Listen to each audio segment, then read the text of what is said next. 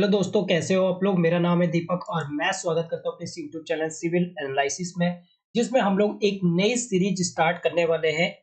Class 6 की polity की हम लोग कहीं ना कहीं यहाँ पे सीरीज जो है स्टार्ट करने वाले हैं। और ये पॉलिटी का चैप्टर नंबर 1 होने वाला है, जिसमें हम देखेंगे अंडरस्टैंडिंग डाइवर्सिटी, यानी कि हमारे देश में जो भी डाइवर्सिटी देखी जाती है उस डाइवर्सिटी को यहाँ समझने की जो है क्लास 6 के लेवल पे हम लोग यहाँ पे समझने की कोशिश करेंगे। ठीक है, तो चलिए स्टार्ट करते हैं। सबसे पहले ये कुछ डायग्राम वगैरह जो है दे रखा है आपको, ये दिखा रहा है कि किस तरीके से हमारे यहाँ पे पहना हुआ है, लोग किस तरीके से रहते हैं, अलग अलग जगह पे किस तरह से रहते हैं, तो इसके बारे में एक डायग्राम दे रखा है।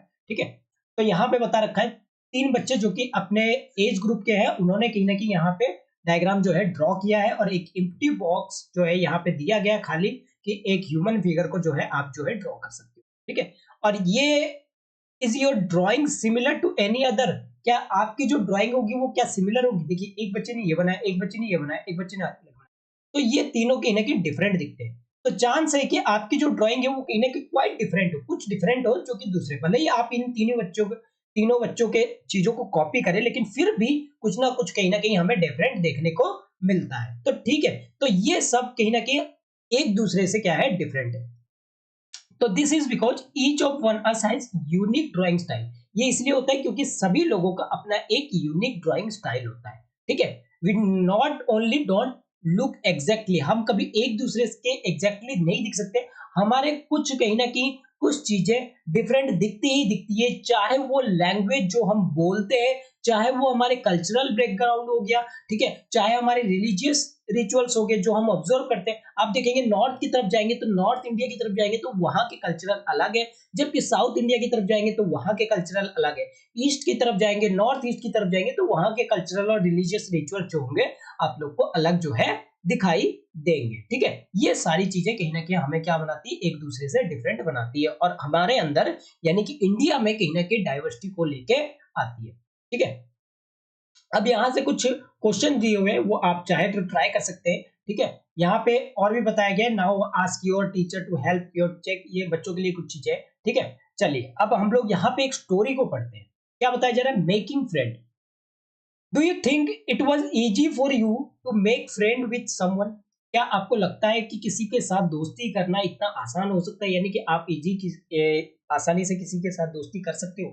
ठीक है, who was very different for you, जो आपके लिए अलग हो, यानी कि आपसे थोड़ा अलग हो, तो उसके साथ दोस्ती करना क्या हो जाता है, थोड़ा सा क्या हो जाता है आपके हिसाब से। कोई कहेगा कि हाँ बिल्कुल इजी होता है, कोई कहेगा कि मतलब अलग अलग लोगों की अलग अलग सोच रहेगी। ठीक है, जब आप यहाँ पे स्टोरी पढ़ोगे तो यहाँ पे कुछ चीजें जानने को मिलेगा। ठीक है, तो क्या बताया जा रहा है, I had meant it as a joke, a joke made of small ragged boy. एक जोक है जिसमें एक जो गरीब बच्चा है, रैग्ड बॉय है, लड़का है, जो कि एक न्यूज़पेपर को क्या करता है, बेचता है कहाँ पे, एट द जनरल क्रॉसिंग पे। ठीक है, जनपद की क्रॉसिंग पे, जो कि काफी ज्यादा बिजी इंटरसेक्शन है। इंटरसेक्शन मतलब दो अलग अलग एरियाज जो है जाती है।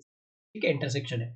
तो हर टाइम ए आई साइकिल्ड पास्ट, यानी कि मैं वहां से गुजरता हूं और मुझे अपने पीछे एक लड़का जो है दौड़ते हुए नजर आता है, और जो कि क्या ले रखा है, एक इंग्लिश न्यूज़पेपर जो है अपने हाथ में लेके मेरे पीछे दौड़ता है और ये चिल्लाता है कि भाई इवनिंग की जो भी हेडलाइंस वगैरह उस न्यूज़पेपर में छपी हुई है, उस हेडलाइंस को क्या हुआ, वो चिल्लाते हुए मेरे पीछे क्या करता है, भागता है। ठीक है, और वो जो हेडलाइंस होती है वो मिक्सचर ऑफ हिंदी होती है और इंग्लिश वर्ड्स में होती है। तो भाई इस बार क्या हुआ, मैं रुक गया। रुकने के बाद मैंने उससे पूछा कि भाई Hindi paper, and his mouth fail open. जब मैंने हिंदी पेपर के बारे में उससे पूछा कि भाई मुझे एक हिंदी पेपर चाहिए, तो उसका मुंह खुला का खुला रह गया। ठीक है, तो उसने क्या पूछा, उसने पूछा कि you mean you know Hindi, क्या तुम हिंदी जानते हो।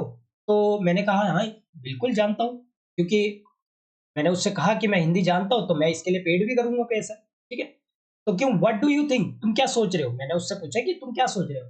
तो वो कुछ देर के लिए रुका, बट बहुत ही ज्यादा वो देखते हुए कहा, आप तो काफी ज्यादा अंग्रेज जैसे लगते हो। ठीक है, तो इसका मतलब आप हिंदी जानते होगे भी या नहीं जानते होंगे, आपको पढ़ना आता भी होगा या नहीं आता होगा, ये मुझे नहीं पता।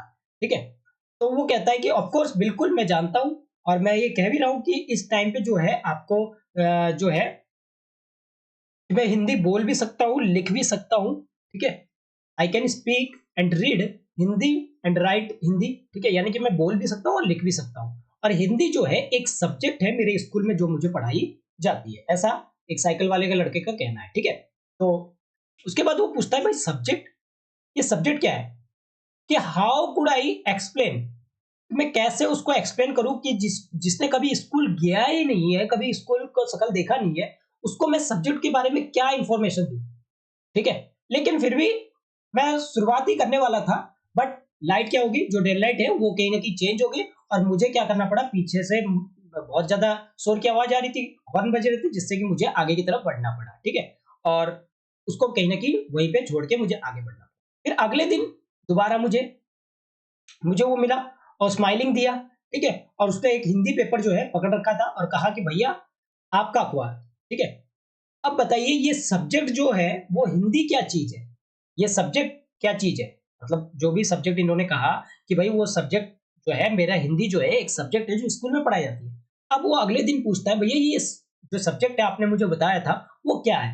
तो इंग्लिश वर्ड साउंडेड जो है वो काफी ज्यादा स्ट्रेंज लगती है उनके मुंह से, मतलब जो भी लड़का बोल रहा है काफी ज्यादा स्ट्रेंजेड लगता है, क्योंकि थोड़ा वो स्कूल गया नहीं है, कभी कभी उस चीज के बारे में जाना नहीं है, तो उसके मुंह से जो है थोड़ा सा, जो उसकी जीभ से थोड़ी साउंड जो है अलग तरीके से निकलती है, ठीक है। तो it sounded like other meaning in English to be ruled by someone else, ठीक है। इसको कुछ अजीब सा लगता है कि भाई ऐसा लगता है कि to be ruled by someone, यानी कि किसी के द्वारा वो रूल किया जा रहा है, इस तरह की जो है साउंड उसको लगता है, ठीक है। तो फिर भी उसने बताया कि I said then because red light had come, just उसको बताने ही वाला था, जस्ट समथिंग टू स्टडी, यानी कि जो सब्जेक्ट है वो एक स्टडी का चीज है, यानी कि जिसको हम लोग क्या करते हैं पढ़ते हैं, और इतनी देर में रेड लाइट जो है वो ग्रीन हो गई। और मैंने उससे कहा have you ever been school, कभी तुम गए हो स्कूल, तो वो कहता है नहीं मैं कभी भी स्कूल नहीं गया हूँ, और मैं बचपन से जो है इस तरह के काम जो है कर रहा हूँ। इसका मतलब जो है वो अपनी, उसके बाद वो उसकी साइकिल की जो हैंडल कैरियल होती है ना, इस तरह की जो साइकिल के पीछे लगी होती है, उसको मेजर करता है। और वो कहता है पहले मेरी मदर जो है वो कहीं ना कहीं मेरे साथ आया करती थी, लेकिन अब जो है मैं इस काम को अकेले ही करना स्टार्ट करता हूँ, ठीक है।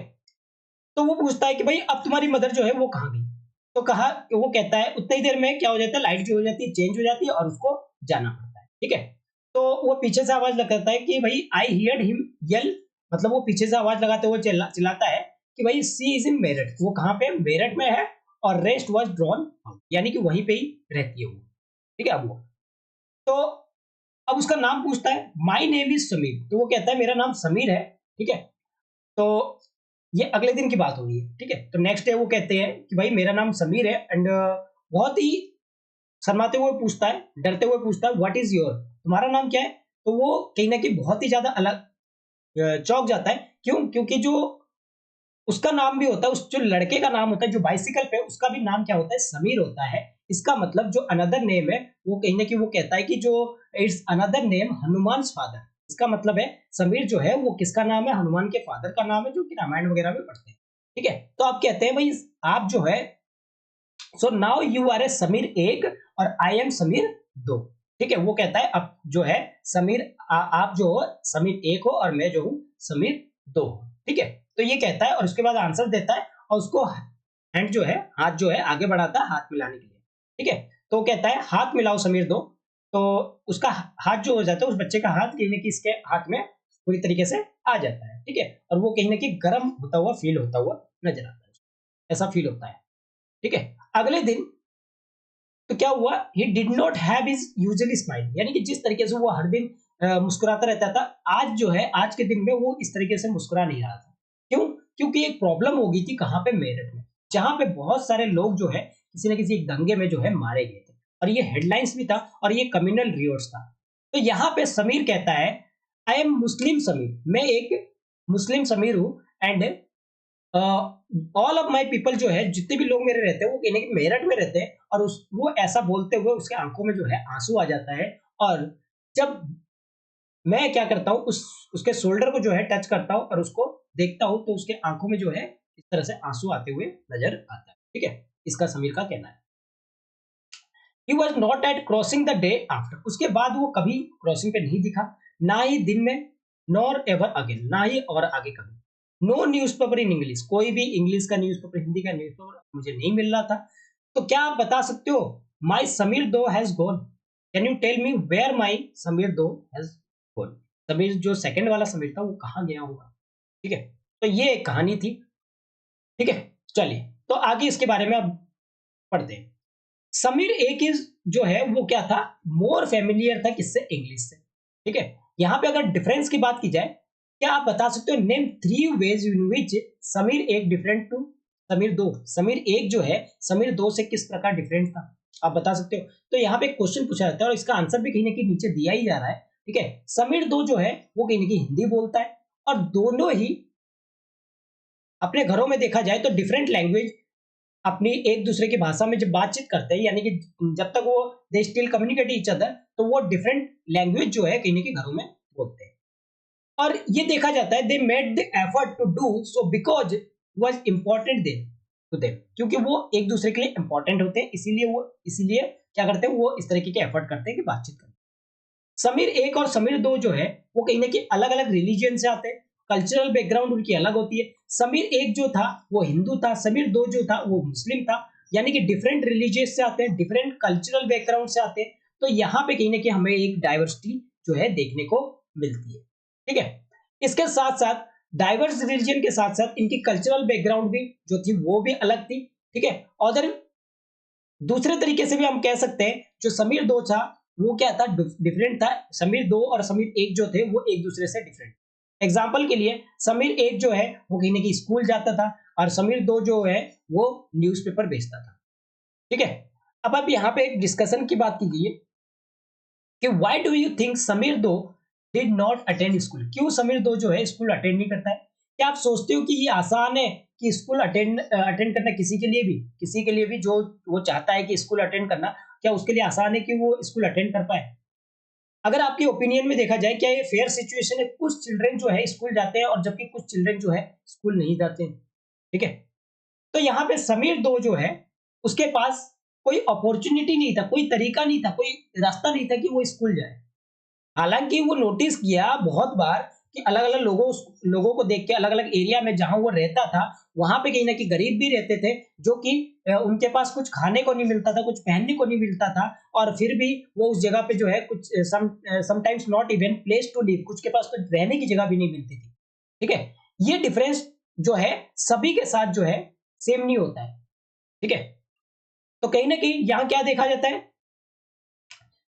हियर वी आर टॉकिंग, यहाँ पे जो हम बातचीत कर रहे हैं ये नहीं कि डिफरेंस जो होती है वो इनइक्वलिटीज की होती है। इनइक्वलिटीज कहीं ना कहीं जब एक पर्सन में आती है जब उसके पास रिसोर्सेस या अपॉर्चुनिटी जो है अवेलेबल नहीं रहता है, तो इंपॉर्टेंट है ये लाइन। ठीक है, inequalities come about when a person does not have resources and opportunity that are available to other person, यानी कि जब एक पर्सन के पास जितनी रिसोर्सेस है उतनी रिसोर्सेस अगर इस पर्सन के पास नहीं हो रही है तो इसका मतलब वो इनइक्वलिटीज है का, क्या आप ये कह सकते हो? ठीक है, तो इनइक्वलिटीज तभी आती है जब एक पर्सन के पास रिसोर्सेस नहीं होती है, अपॉर्चुनिटी नहीं होती है, जो दूसरा पर्सन, जैसे मान लीजिए ये पर्सन स्कूल जा पा रहा है और ये पर्सन स्कूल नहीं जा पा रहा है, तो इसको अपॉर्चुनिटी वो नहीं मिल रही है, तो इसका मतलब क्या है, इनके बीच में एक इनइक्वलिटीज जो है बन के आ रही है। अगर बात कीजिए तो अगला है कास्ट सिस्टम, जो कि अनदर एग्जांपल है जो इनइक्वलिटीज को दिखाता है। ठीक है, हमारी सोसाइटी के हिसाब से इसके अनुसार अगर देखा जाए जो सोसाइटी है वो कहीं ना कहीं अलग अलग ग्रुप्स में जो कि डिपेंड करती है अपनी वर्क्स के हिसाब से, और लोग जो कि इस तरह के काम करते हैं और मतलब एक तरह के काम करते हैं वो कहीं ना कहीं ग्रुप में रहते हैं। अगर आप पेरेंट्स को देखो, अपने पेरेंट्स को देखो, अगर आपके पेरेंट्स अगर पोर्टर है, ठीक है, if your parents were porter you will only become a porter, तो आप क्या बनोगे, पोर्टर बनेंगे, नथिंग एल्स। ठीक है, लेकिन आज के टाइम पे भी थोड़ी थोड़ी चेंजेस हो रही है। ये जो सिस्टम है कहीं ना कहीं इरिवर्सिबल हो रहा है। ठीक है, because you are not suppose to change your profession, क्योंकि आप अपने काम को जो है चेंज करना ही नहीं चाहते। और ये माना जाता है, इट वाज नॉट कंसीडर, ये नहीं माना जाता, जरूरी नहीं है कि आप कोई चीज जान नहीं सकते, यानी कि अगर आपको जरूरत पड़ेगी तो वो प्रोफेशन को आप अपना सीख नहीं सकते। ठीक है, ये कहीं ना कहीं सिचुएशन क्रिएट करती है इनइक्वालिटीज के लिए। ठीक है, और you will read more about this and other inequalities following chapter, मतलब जैसे जैसे आगे चैप्टर बढ़ते जाएंगे वैसे वैसे हम लोग जो है इसके बारे में डिस्कस करते रहेंगे। आगे बात करते हैं। What does diversity add to our lives, हमारे पास कौन कौन सी डाइवर्सिटी जो है वो कहीं ना कहीं ऐड होती चलती है। जैसे समीर एक और समीर दो जो है वो कहीं ना कहीं फ्रेंड बने थे, ठीक है, जो कि फ्रेंड जो कि डिफरेंट थे, अलग अलग बैकग्राउंड से आते थे। तो you have probably eaten different kinds of food, यानी कि अलग अलग तरह के खाना जो है अलग अलग घरों में बनती होगी, ठीक है। और इनकी जो फेस्टिवल्स वो ये होगी वो भी क्या होगी, डिफरेंट होगी। और इनके जो कपड़े होंगे जो ये पहनते होंगे वो भी डिफरेंट होगी। और जो लैंग्वेज होंगे वो भी आई होप कि यहाँ पे अलग अलग होता होगा, ठीक है। तो you probably like reading and hearing stories and adventure about different animal.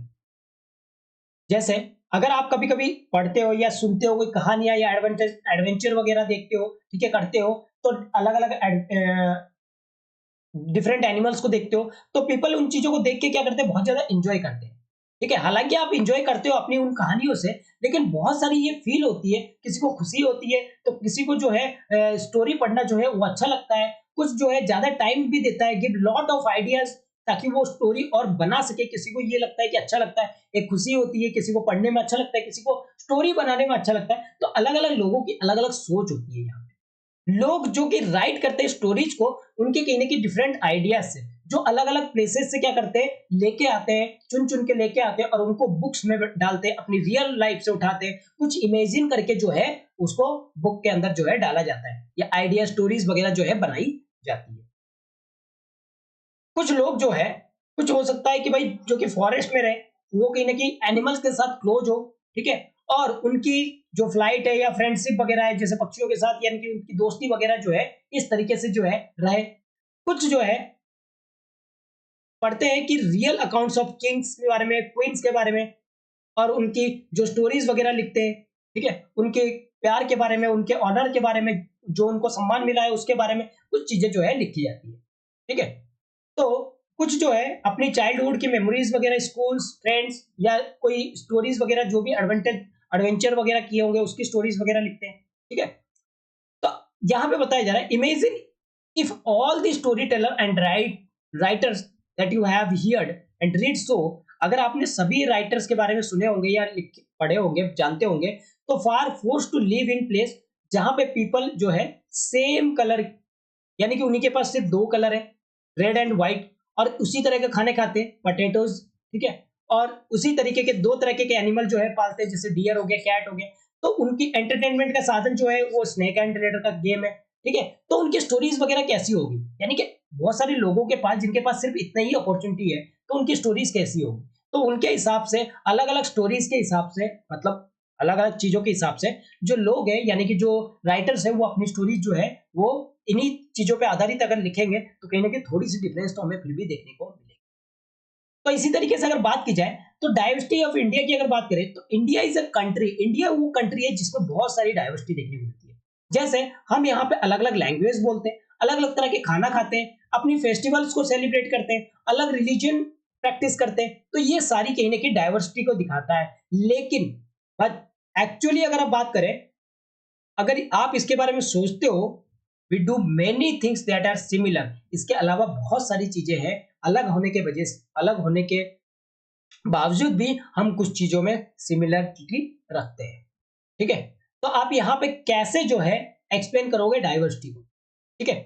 अगर देखा जाए एक लिटिल मोर 200 ईयर, अगर 200 साल पीछे चले जाओ, जब जहां पे ट्रेन नहीं था, एरोप्लेन नहीं था, बस नहीं था, कार नहीं था, तो उस टाइम पे लोग कैसे जीते थे। लोग वहां पे एक जगह से दूसरी जगह जो है जाते थे, शिप्स में, हॉर्स में, कैमल्स में, और कुछ जो है पैदल जो है जाते थे, ठीक है। अक्सर वो जो है नई लैंड को, यानी कि नए नए जमीन को तराशने के लिए जाते थे, नई नई जगह को जहां पे वो सेटल हो सके। और कुछ लोग तो ट्रेड करने के लिए जाते हैं एक जगह से दूसरी जगह, ठीक है, ट्रैवल करते थे लॉन्ग डिस्टेंस तक, और जब उनको प्लेस मिल जाता है तो वो वहीं पे रह जाते थे। अक्सर वो लंबे टाइम तक रहते थे। बहुत सारे ऐसे होते थे जो अपना घर भी छोड़ देते थे, क्यों, क्योंकि उस एरिया में जो है फेमाइन आ गई होती है, या सूखा पड़ गया होता है, ठीक है, अकाल या सूखा पड़ रहा हो, तो उनको खाने के लिए नहीं मिल रहा है, तो उस जगह को छोड़ के दूसरी जगह पे जाते थे काम की तलाश में, ठीक है। तो इस तरीके से, या फिर कभी कभी ऐसा होता था लड़ाई होती थी, लड़ाई की वजह से जो है घरों को छोड़ के जाना पड़ता। तो अलग अलग रीजन हो सकता है कि भाई लोग एक प्लेस से दूसरे प्लेस तक जो है जो है अपने आप को एक जगह से दूसरी जगह तक लेके जाए, ठीक है। तो कुछ देखा जाता था, देयर होम न्यू प्लेसेस, कुछ जो है नए प्लेसेस बनाते थे।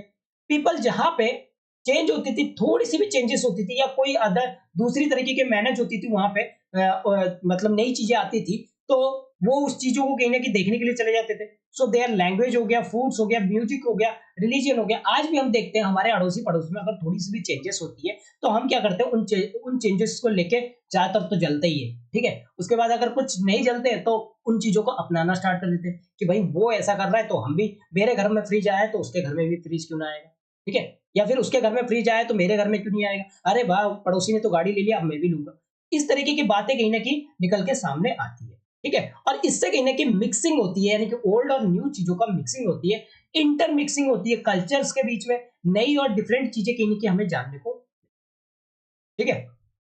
अगर बात करें the history of many places की, जो ये दिखाते हैं कितने तरह के डिफरेंट कल्चर कहीं ना कहीं इन्फ्लुएंस करते हैं, ताकि हमारी जो लाइफ है उसको सेव किया जा सकता है, उसकी कल्चर जो है उनमें भी इन्फ्लुएंस करने में हेल्प करता है। बहुत सारी ऐसी चीजें हम देखते हैं, जैसे नॉर्थ इंडिया से कोई आदमी आता है, ठीक है, नॉर्थ इंडिया से कोई आदमी आता है, कोई साउथ इंडिया से आदमी आता है, जब इनका इंटरमिक्सिंग होता है तो ये कुछ इसके कल्चर को अपनाते हैं, ये वाले कुछ इनके कल्चर को जो है अपनाते हैं, ठीक है।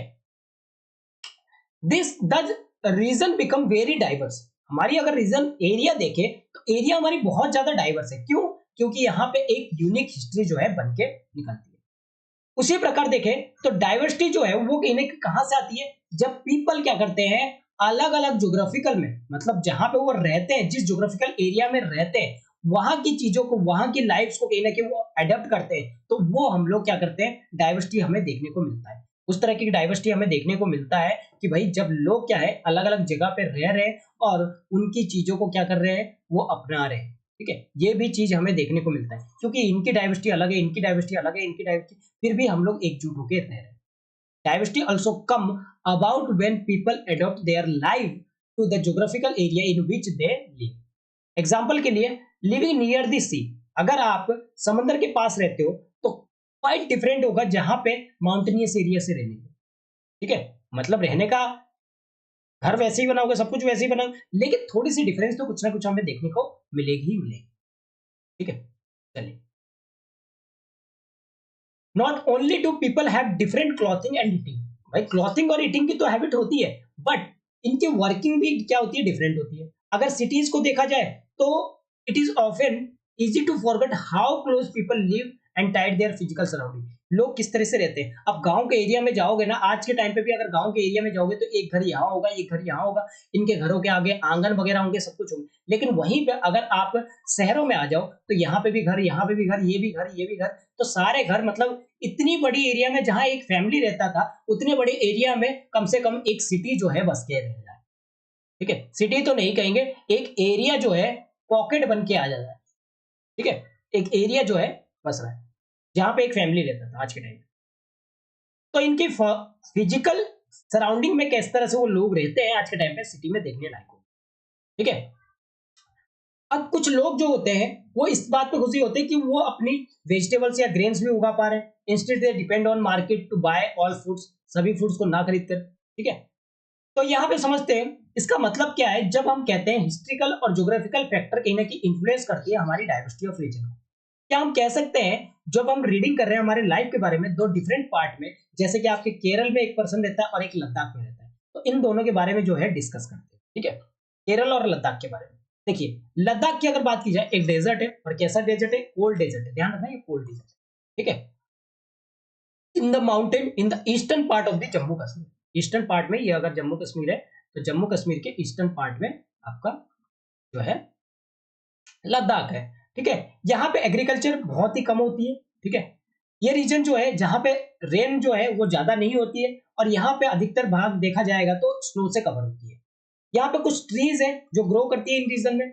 यहाँ पे ड्रिंकिंग वाटर जो कि डिपेंड होती है, लोग किस पे डिपेंड करते हैं पानी को पीने के लिए, भैया अगर समर के टाइम पे मेल्टिंग होगी स्नो वाटर, स्नो को, तो कहीं ना कहीं इनको पानी मिलेगा।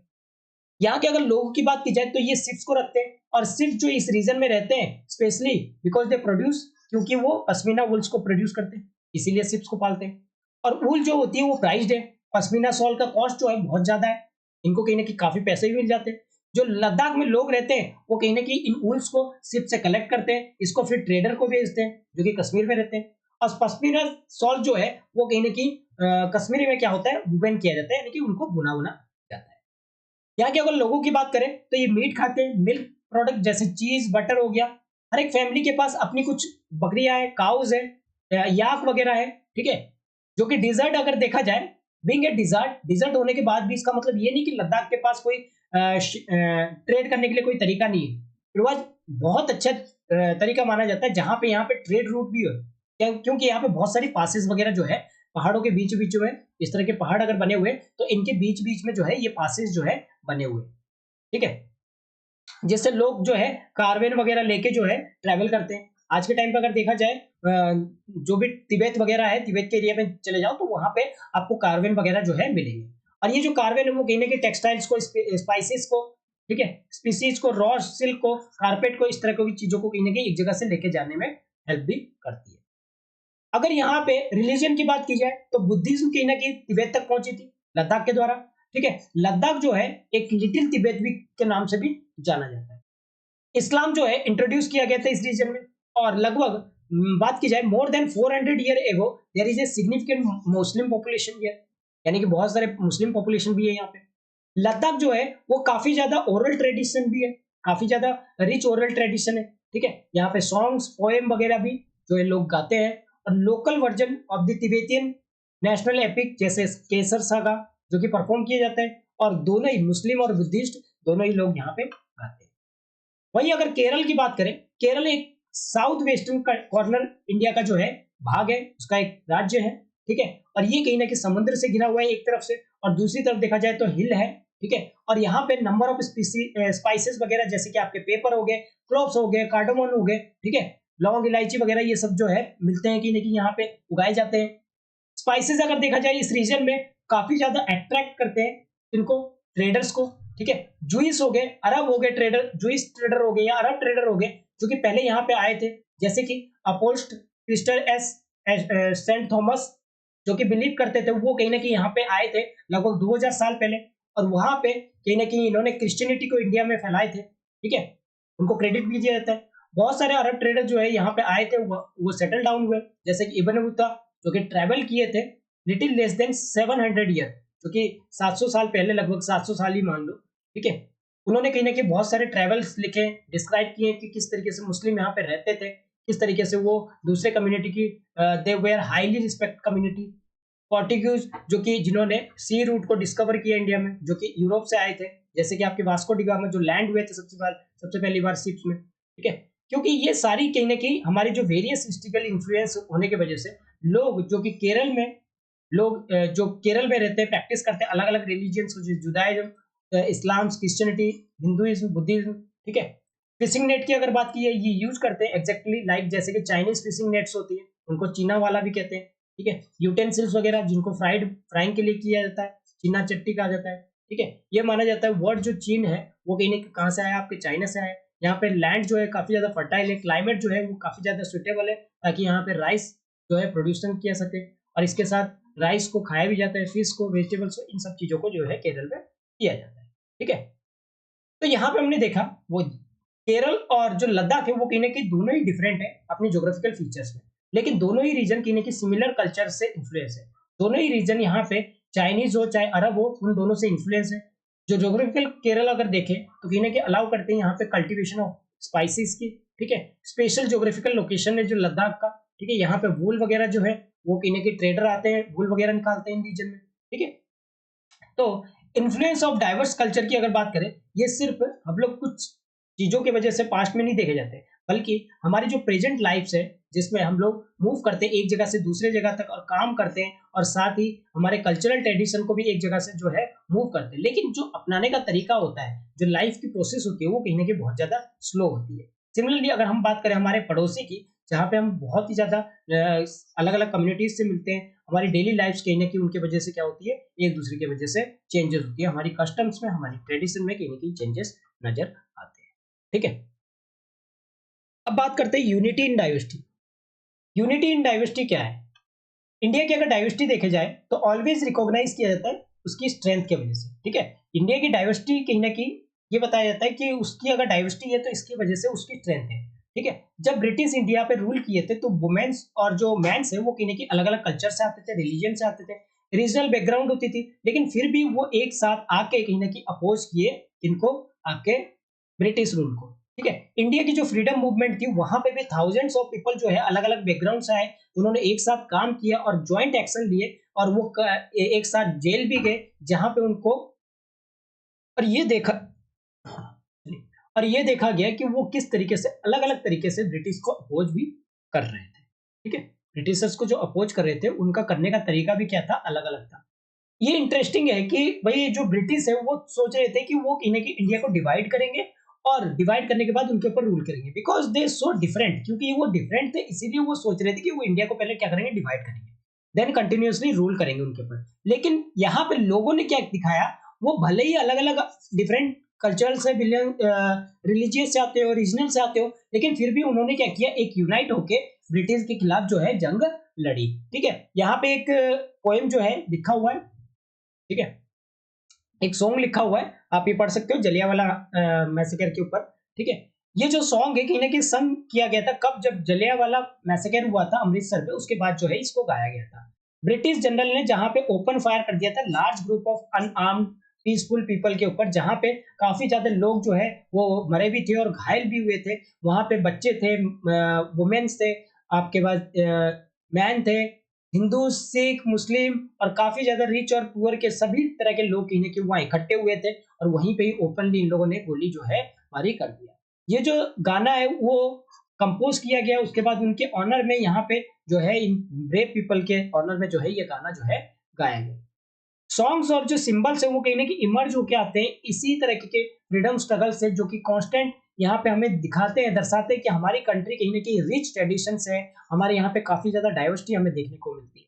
क्या आप जानते हो जो स्टोरी है इंडियन फ्लैग की, इसके बारे में क्या आप जानते हो? ये बताया जाता है कि ये symbol, it is it was also used as a symbol of the protest against the British by the people everywhere। ये सिंबल ऑफ द प्रोटेस्ट के रूप में भी जो है यूज किया जाता था, जब लोग क्या होते थे ब्रिटिश के खिलाफ हर जगह जब मोर्चे खोला करते थे उस टाइम पे।